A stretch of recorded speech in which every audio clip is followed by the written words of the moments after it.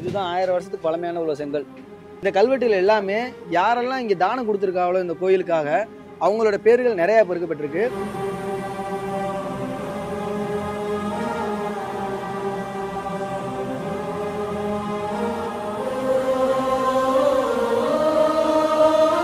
இந்த கோயில நிறைய விஷயங்கள் காட்டுறேன்னு தான் நான் இங்கே வந்தேன். இங்கே வந்ததுக்கப்புறம் தான் தெரியுது இந்த கோயில் தான் சோழர்களால் கட்டப்பட்டு பாண்டியர்களால் பராமரிக்கப்பட்ட அந்த கோயில்.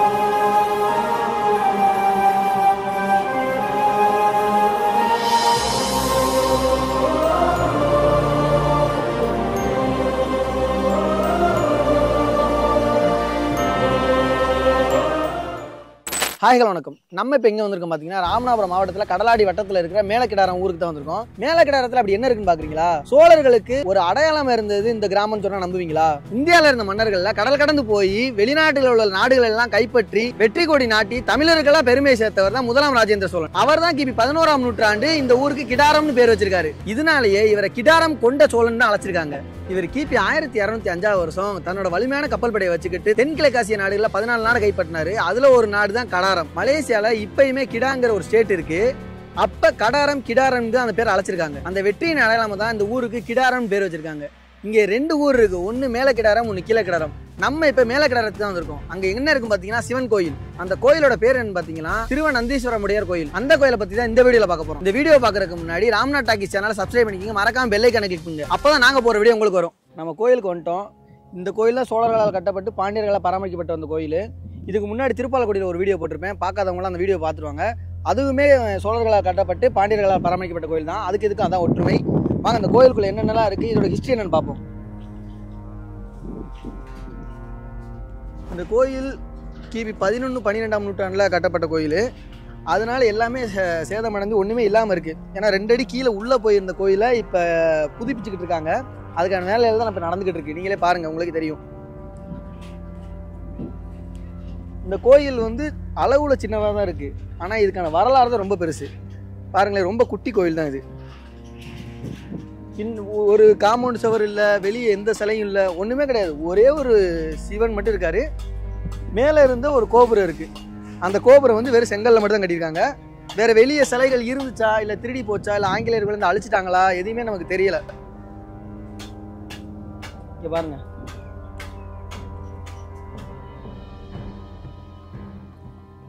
மற்ற கோயிலெல்லாம் நீங்கள் பார்த்தீங்கன்னா இந்த முன்மண்டபம் பெருசாக இருக்கும்.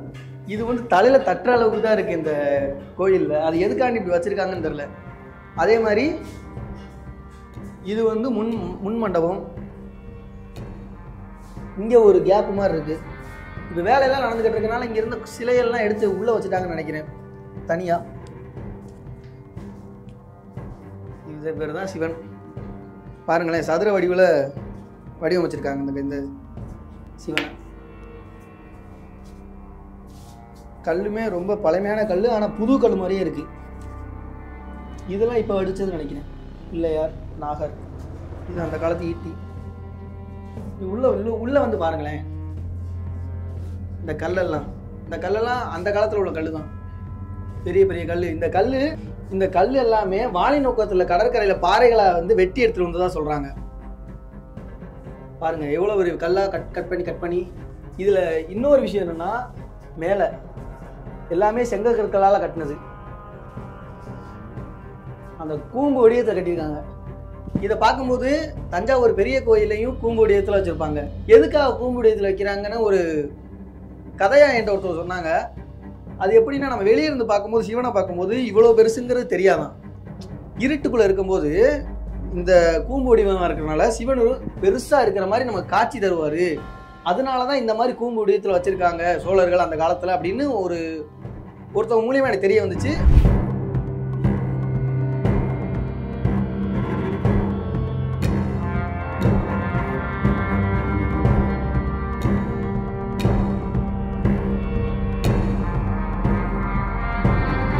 இந்த கல் பழங்காலத்து கல். இப்போ அது புதுமைப்படுத்தியிருக்காங்க. புதுமைப்படுத்தினா அதை தனியாக தேய்ச்சி எடுத்திருக்காங்க. அது போகவே இன்னும் ஸ்ட்ராங்காக இருக்குது. எல்லா இடத்துலையும் ஒரு 4 தூணை மாற்றவே இல்லை பாருங்கள். ஒரே ஒரு தூண் மட்டும் தான் மாற்றிருக்காங்க. 1000 வருஷத்துக்கு பழமையானது. இப்போ இது வந்து புதுப்பிச்சிருக்காங்க. சரியா? இந்த ஒரு இது மட்டும் புதுப்பிச்சிருக்காங்க. மற்ற எல்லாமே பழைய தூண் தான். அப்போ எவ்வளோ ஸ்ட்ராங்கான கல்லுன்னு யோசிச்சு பாருங்கள் நீங்களே. 1000 வருஷம் ஒரு கோபுரத்தை தாங்கி நிற்கிது. அவ்வளோ ஸ்ட்ராங்காக கட்டியிருக்காங்க. இன்னுமே மாற்றலை. 1000 வருஷம் ஆயிடுச்சு, நாங்கள் வேலை பார்க்குறோம் அப்படிங்கிறதுக்கு மாற்றலை. வேலை பார்க்கணுங்கிறதுக்காக மாற்றலை. அப்படியே வச்சுருக்காங்க. பழசு நல்லா தான் இருக்குது, இன்னும் 1000 வருஷம் இருக்குன்னு இந்த கல் அப்படியே வச்சுட்டாங்க. உண்மையாகவே இந்த விஷயத்தெல்லாம் வந்து ரொம்பவே ஆச்சரியப்படுத்துகிற மாதிரி ஒரு விஷயம் தான். ஏன்னா ஒரு கல் 1000 வருஷம் கிடக்குது, நான் நம்பி வைக்கிறாங்க பாருங்கள். அதுதான் பெரிய விஷயம். இனிமேல் வர்றவங்க சரி நம்ம மாற்றிடுவோம், வேலை பார்க்குறோட ஒரே சமயம் மாற்றிடுவோம்னு சொல்லலை. மாற்றாமல் இருக்கிறதுக்கு காரணம் அவ்வளோ ஸ்ட்ராங்காக இருக்குது. சோழர்கள் அவ்வளோ ஸ்ட்ராங்காக தான் கட்டியிருக்காங்க. இந்த கல் எல்லாமே வாலிநோக்க கடற்கரையில் இருக்கிற பாறையில் வெட்டி எடுத்துகிட்டு வந்து கட்டினது தான் இந்த தூண்கள் எல்லாமே. சிவன் கோயில்னாவே பொதுவாக நந்தி இருக்கும். இந்த கோயிலில் நந்தியை காணோம். நந்தி எங்கன்னு கேட்டதுக்கு வேலை நடக்கிறதுனால தனியாக எடுத்து வச்சிருக்கேன் அப்படின்னு சொன்னாங்க. அதை அங்கே தனியாக வச்சுட்டாங்க போல.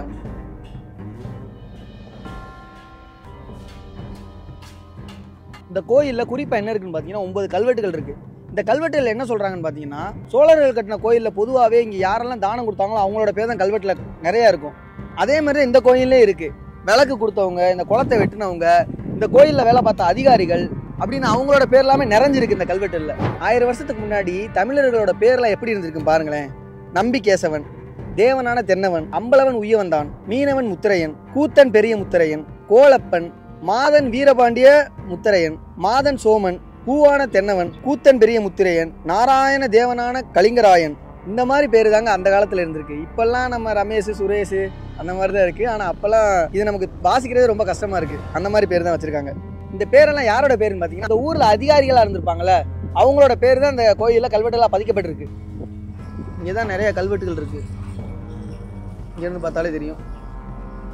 இதெல்லாம் எல்லாமே அழிஞ்சிருச்சு. இந்த மாதிரி 9 கல்வெட்டுகள். இந்த கல்வெட்டுகள் எல்லாமே வருஷப்படி இல்லை. இதுக்கு முன்னாடி ஒரு டைம் வேலை பார்த்தப்ப எல்லாத்தையுமே தனித்தனியாக பிரித்து மாற்றி வச்சுட்டாங்க தெரியாமல். அப்போ இருக்கிறவங்க தெரியாமல் மாற்றி வச்சுட்டாங்க கல்வெட்டுகள். அதனால் வந்து ஒரு கோர்வையாக இருக்காது எதுவுமே. அங்கே இங்கேயும் மாற்றி மாற்றி இருக்குது. அப்போ அப்போ பராமரித்தவங்க தப்பாக பண்ணிட்டாங்க இந்த வேலை பார்த்தவங்க. இதான் அந்த கல்வெட்டு. ஆனால் இதில் எல்லாமே தமிழ் எழுத்துக்கள் தான் தெரியுது. கோர்வையாக தான் நம்ம வாசிக்க தரல. நமக்கு தான் தெரியுமே, அப்படியே பார்த்துருப்போம் நம்ம. அந்த பேர்கள் எல்லாமே ஒரு மாதிரி வித்தியாசமான பேராக தான் இருந்துச்சு. இந்த தமிழெல்லாம் எப்படி உச்சரிச்சாங்கன்னு தெரில, ஒரு கோர்வை எப்படி வாசிச்சாங்கன்னு தெரில. இதில் வந்து ஏதோ ஒரு விழா கோலன் மட்டும், விழா கொடின்னு மட்டுங்கிறது மட்டும் தான் புரியுது. கிடத்தை அப்படின்னு தெரியுது. இது எல்லாமே யாரெல்லாம் இங்கே தானம் கொடுத்துருக்காங்களோ இந்த கோயிலுக்காக அவங்களோட பேர்கள் நிறையா பொறிக்கப்பட்டிருக்கு. அது மட்டும் இல்லாமல் இங்கே சொன்னால அதிகாரிகள் பேர், அதுவும் இங்கே நிறையா பொறிக்கப்பட்டிருக்கு.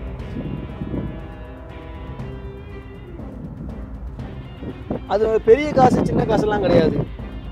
ஒரு தினசரி கூலிக்காரர் வந்து ஒரு காசு கொடுத்துருந்தாலும் அவங்களோட பேருமே இதில் பொறிக்கப்படுறாங்க. அதுதான் சோழர்களோட ஒரு ப்ளஸ்ன்னு நான் நினைக்கிறேன்.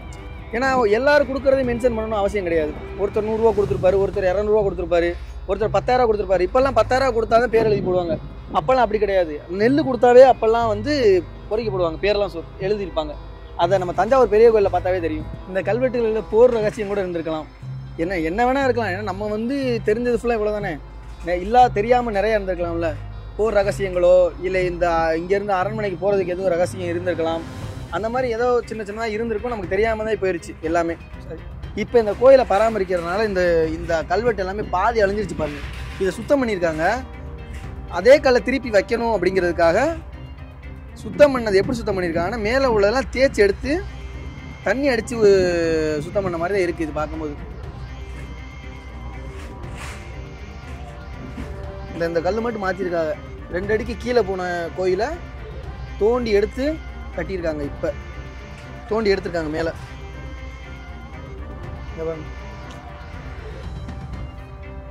பரவாயில்ல, இவ்வளோ தூரம் பராமரிக்கிறதே ரொம்ப பெரிய விஷயம். 1000 வருஷம் பழமையான கோயிலை. சரி வாங்க, அப்படியே மேலே கோபுரத்தில் வேலை நடந்துக்கிட்டு இருக்கு. அந்த கோபுரம் எதில் கட்டியிருக்காங்க, எப்படி கட்டியிருக்காங்கன்னு மேலே போய் பார்ப்போம்.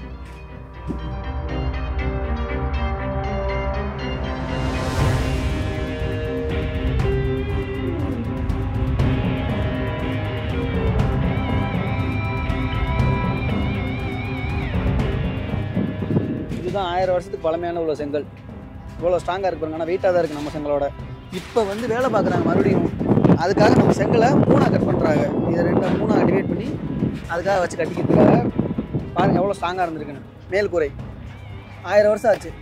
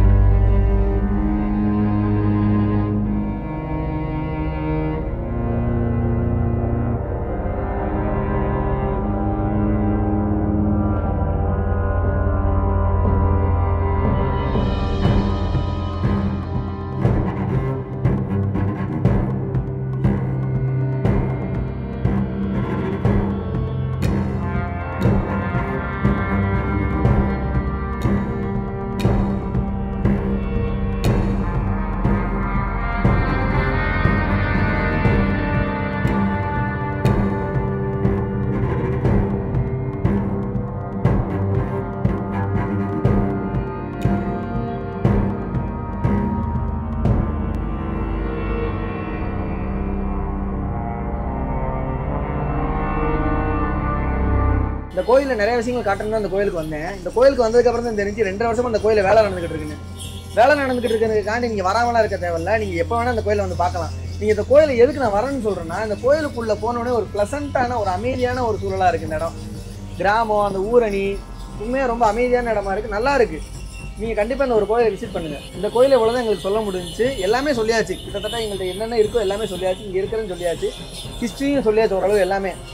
இந்த மாதிரியான வீடியோக்கெல்லாம் கண்டிப்பாக நீங்கள் பார்க்கணும்னா ராம்நாத் டாக்கீஸ் சேனலை சப்ஸ்கிரைப் பண்ணிக்கங்க. மறக்காம பெல் ஐகானை கிளிக் பண்ணுங்க. அப்போ தான் இந்த மாதிரி வீடியோலாம் உங்களுக்கு வரும்.